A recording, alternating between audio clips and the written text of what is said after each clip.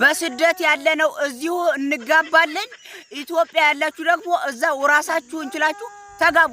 እውነቴን ነው። እኔ እኮ አሁን ሳስበው እኛ እዚህ እንለፋለን፣ እዛ እነሱ ተኝተው ይጠብቁንና ከዛ አያፍሩም። እጃቸውንም እግራቸውንም ዘርግተው ያገቡና ቅመሞችም እዚሁ ለፍተው ማዲያት አውጥተው ጥረው ግረው ጠቆር ሆነው ሄደው እዛ ወንዱ ቁጭ ወይ ይጠብቃታል፣ ይጋባሉ።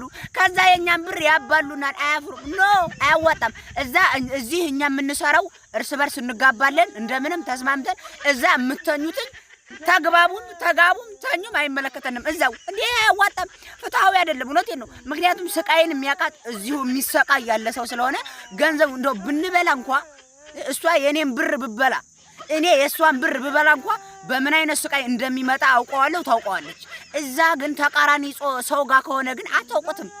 እዚህ ከቅጠል እንደዚህ ቅንጥስ አድርጌ በያረቡ ግቢ ያመጣው ስለሚመስላችሁ አያዋጣም። ቅመሟም እዛ እንደዛ ስለሚመስላችሁ አረቦች ዝም ብለው ሲወጡ 20 ብር ሲገቡ 50 ብር ወደ ሽንት ቤት ሲሄዱ 100 ብር ጣል እያረጉ የሚሰጧችሁ ስለሚመስላችሁ አይቻልም። ወደ ኢትዮጵያ አያገቡም። እዚሁ እንግባባታለን።